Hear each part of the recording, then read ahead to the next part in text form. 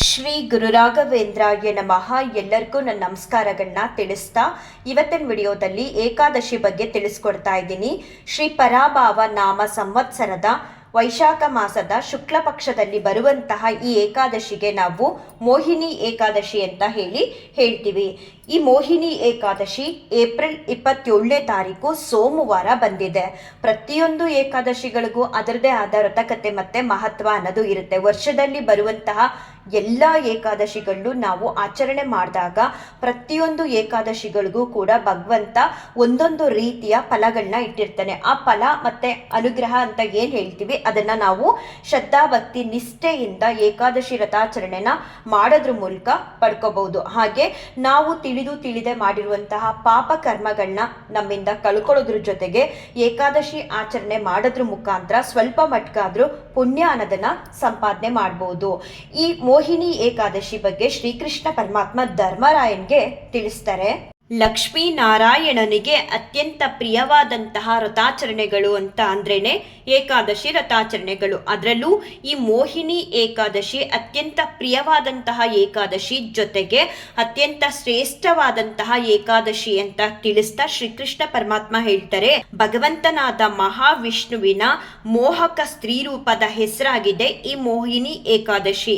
ಒಮ್ಮೆ ದೇವಾಸುರರೆಲ್ಲ ಸೇರಿ ಅಮೃತವನ್ನ ಕಡೆಯುವಾಗ ಲೀಲಾಮೂರ್ತಿ ಭಗವಂತ ಸ್ತ್ರೀ ರೂಪ ಇದೇ ದಿನ ಅವತಾರ ಎತ್ತಿದ್ದು.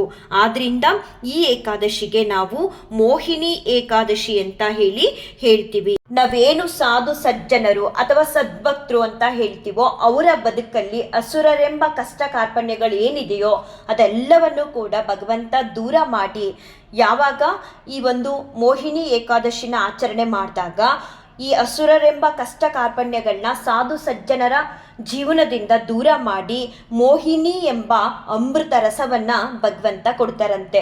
ಹಾಗಾಗಿ ಶ್ರದ್ಧಾ ಭಕ್ತಿ ನಿಷ್ಠೆಯಿಂದ ಯಾರೆಲ್ಲ ಕಷ್ಟ ಕಾರ್ಪಣ್ಯಗಳಿದೆಯೋ ನಿಮ್ಮ ಬದುಕಲ್ಲಿ, ಯಾವುದೇ ರೀತಿ ಕಷ್ಟ ಕಾರ್ಪಣ್ಯಗಳಿರಲಿ, ಆರೋಗ್ಯ ಸಮಸ್ಯೆ ಇರಲಿ, ಹಣಕಾಸಿನ ಸಮಸ್ಯೆ ಇರಲಿ ಅಥವಾ ಬೇರೆ ಯಾವುದೇ ಸಮಸ್ಯೆ ಇರಲಿ, ಅಂಥವರೆಲ್ಲರೂ ಕೂಡ ಶ್ರದ್ಧಾ ಭಕ್ತಿ ನಿಷ್ಠೆಯಿಂದ ಆಚರಣೆ ಮಾಡಿದಾಗ ಈ ಒಂದು ಏಕಾದಶಿ ವ್ರತಾಚರಣೆನ ನಿಮಗೆ ಅಮೃತ ಅನ್ನೋ ಒಂದು ರಸನ, ಅಂದ್ರೆ ನಿಮ್ಮೆಲ್ಲ ಕಷ್ಟ ಕಾರ್ಪಣ್ಯಗಳನ್ನ ಭಗವಂತ ದೂರ ಮಾಡಿ ನಿಮ್ಮಿಂದ ನೆಮ್ಮದಿ ಅನ್ನುವಂತಹ ಒಂದು ಜೀವನನ ಕೊಡ್ತಾರೆ. ಹಾಗಾಗಿ ಈ ಮೋಹಿನಿ ಏಕಾದಶಿನ ಆಚರಣೆ ಮಾಡಬೇಕು ಅಂತ ಶ್ರೀಕೃಷ್ಣ ಪರಮಾತ್ಮ ಧರ್ಮರಾಯನಿಗೆ ತಿಳಿಸೋದ್ರ ಜೊತೆಗೆ ಈ ಮೋಹಿನಿ ಏಕಾದಶಿಯ ವ್ರತಕತೆ ಬಗ್ಗೆ ಕೂಡ ಈ ರೀತಿಯಾಗಿ ತಿಳಿಸ್ತಾರೆ.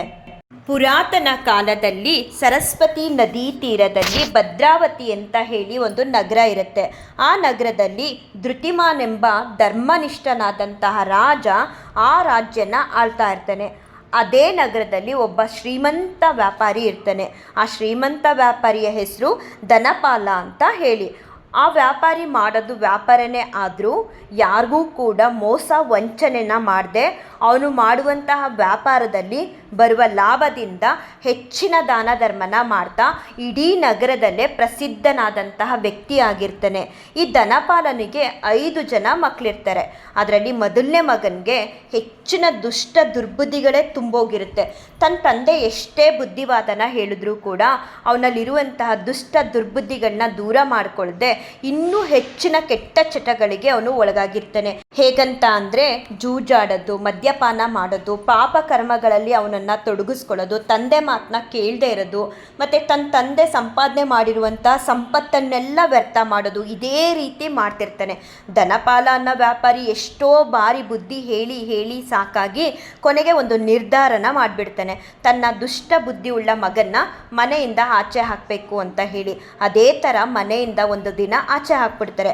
ಆಚೆ ಹಾಕಿದ್ಮೇಲೆ ಈ ದುಷ್ಟ ಬುದ್ಧಿಯುಳ್ಳ ಅಂತಹ ಮಗ ಕಾಡು ಮೇಡ್ಗಳನ್ನೆಲ್ಲ ಅಲ್ದಾಡ್ತಾ ಇರ್ತಾನೆ. ಕಳ್ತನ ಮಾಡೋದು, ಬೇಟೆ ಮಾಡೋದು, ಮತ್ತು ನಗರ ಪ್ರದೇಶಗಳಿಗೆ ಬಂದ್ಬಿಟ್ಟು ಜನಗಳಿಗೆ ಹಿಂಸೆ ಕೊಡೋದು, ಇದೇ ರೀತಿ ಮಾಡ್ತಾ ಇರ್ತಾನೆ.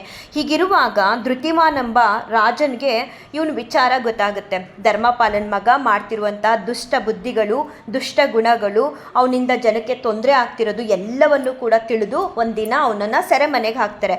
ಸೆರೆಮನೆಗೆ ಹಾಕಿದ್ರೂ ಕೂಡ ಅವನ ದುಷ್ಟ ಬುದ್ಧಿಗಳನ್ನ ದೂರ ಮಾಡ್ಕೊಳ್ಳಲ್ಲ, ಇನ್ನೂ ಹೆಚ್ಚಾಗಿ ದುಷ್ಟ ದುರ್ಬುದ್ಧಿಗಳನ್ನೇ ತುಂಬಿಕೊಳ್ತಾ ಇರ್ತಾನೆ. ಹೀಗಿರುವಾಗ ರಾಜ ಕೂಡ ಒಮ್ಮೆ ಒಂದು ನಿರ್ಧಾರನ ಮಾಡಿ ತನ್ನ ಇಡೀ ರಾಜ್ಯದಿಂದ ಬಹಿಷ್ಕಾರನ ಮಾಡಿ ಅರಣ್ಯ ಪ್ರದೇಶಗಳಿಗೆ ಕಳಿಸ್ಬಿಡ್ತಾನೆ. ಆಗ ಈ ದುಷ್ಟ ಬುದ್ಧಿಯುಳ್ಳ ಮಗ ಕಾಡು ಮೇಡು ಎಲ್ಲ ಅಲ್ದಾಡ್ತಾ ಹಸುವಿನಿಂದ ಕಷ್ಟಪಡ್ತಾ ಕಣ್ಣೀರಿಡ್ತಾ ಇರ್ತಾನೆ. ನಾನು ಯಾಕೆ ಈ ಥರ ಆಗೋದೆ, ಯಾಕೆ ನನಗೆ ಈ ಥರ ಕಷ್ಟ ಅಂತ ಹೇಳಿ ತುಂಬನೇ ದುಃಖದಿಂದ ಕಾಡನ್ನೆಲ್ಲ ಅಲ್ದಾಡ್ತಿರ್ಬೇಕಾದ್ರೆ ಅಲ್ಲಿಗೆ ಒಬ್ಬರು ಋಷಿಮುನಿಗಳು ಬರ್ತಾರೆ. ಆ ಋಷಿಮುನಿಗಳ ಹೆಸರು ಕೌಟಿನ್ಯ ಅಂತ ಹೇಳಿ. ಆ ಋಷಿಮುನಿಗಳನ್ನ ನೋಡಿದ ತಕ್ಷಣ ಇವನಿಗೊಂದು ರೀತಿ ತುಂಬ ಅಂದರೆ ತುಂಬ ಸಂತೋಷ ಆಗುತ್ತೆ. ಆ ಋಷಿಮುನಿಗಳು ಆಗ ತಾನೇ ಸ್ನಾನ ಮಾಡಿ ಬಂದಿರ್ತಾರೆ. ಅವರು ಬರ್ತಿರ್ಬೇಕಾದ್ರೆ ಈ ದುಷ್ಟ ಬುದ್ಧಿಯುಳ್ಳಂತಹ ಮಗನ ಮೇಲೆ ಅವರು ಸ್ನಾನ ಮಾಡಿರುವಂತಹ ಮೈಮೇಲಿದ್ದಂತಹ ಒಂದು ಹನಿ ನೀರು ಈ ಪಾಪಿ ಈ ದುಷ್ಟ ದುರ್ಬುದ್ಧಿಗಳನ್ನ ತುಂಬ್ಕೊಂಡಿರ್ತಾನಲ್ಲ ಅವನ ಮೇಲೆ ಬೀಳುತ್ತೆ. ಬಿದ್ದ ತಕ್ಷಣ ಅವನಿಗೆ ಜ್ಞಾನೋದಯ ಆಗುತ್ತೆ.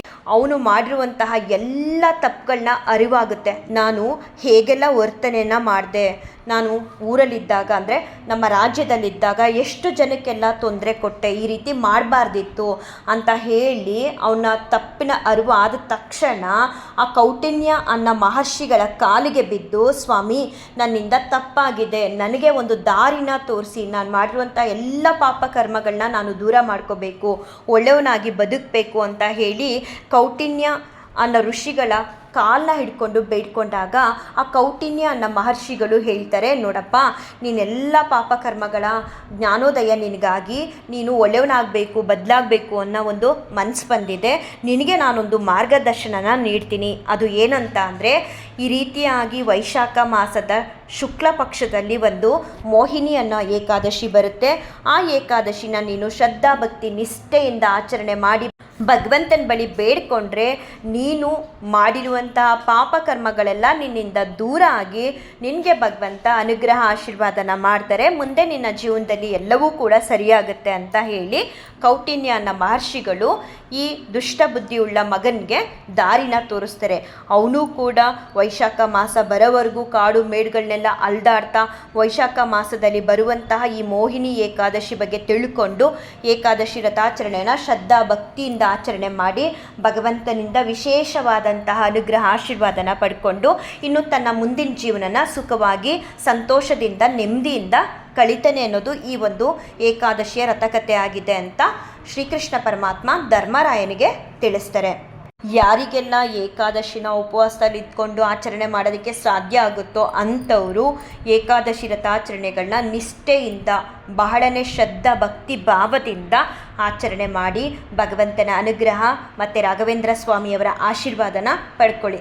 ಸಾಧ್ಯ ಆಗಲ್ಲ, ಆರೋಗ್ಯ ಸಮಸ್ಯೆ ಇದೆ ಅಥವಾ ಬೇರೆ ಯಾವುದೇ ಪ್ರಾಬ್ಲಮ್ಗಳಿದೆ, ನಮಗೆ ಮಾಡೋದಕ್ಕಾಗಲ್ಲ ಅಂತ ಅನ್ನೋರು ಕೂಡ ಹರಿನಾಮ ಸ್ಮರಣೆಯಿಂದ ರಾಘವೇಂದ್ರ ಸ್ವಾಮಿಯವರ ನಾಮಸ್ಮರಣೆಯಿಂದ ನೀವು ಕೂಡ ಏನಾದರೂ ಆಹಾರನ ಸೇವನೆ ಮಾಡಿಕೊಂಡು, ಆಹಾರ ಅಂತ ಅಂದರೆ ಆ ದಿನ ಅನ್ನದಿಂದ ಮಾಡಿರುವಂತಹ ಪದಾರ್ಥಗಳನ್ನ ಯಾವುದೂ ಕೂಡ ಸೇವನೆ ಮಾಡಬಾರ್ದು. ಇನ್ನು ಹಾಲು, ಹಣ್ಣು, ಎಳ್ನೀರು ಮತ್ತು ಉಪ್ಪಿಟ್ಟು, ಅವಲಕ್ಕಿ ಈ ರೀತಿ ಸೇವನೆನ ನೀವು ಮಾಡ್ತಾ ಕೂಡ ಭಗವಂತನ ಆಗಲೇ ಹೇಳ್ದಂಗೆ ಹರಿಧ್ಯಾನ ಮತ್ತು ರಾಘವೇಂದ್ರ ಸ್ವಾಮಿಯವರ ನಾಮಸ್ಮರಣೆನ ಮಾಡ್ತಾ ಭಗವಂತನಿಂದ ಹೆಚ್ಚಿನ ವಿಶೇಷವಾದ ಅನುಗ್ರಹ ಆಶೀರ್ವಾದನ ನೀವು ಕೂಡ ಪಡ್ಕೋಬಹುದು ಅಂತ ತಿಳಿಸ್ತಾ ಈ ಒಂದು ವಿಡಿಯೋನ ಎಂಡ್ ಮಾಡ್ತೀನಿ.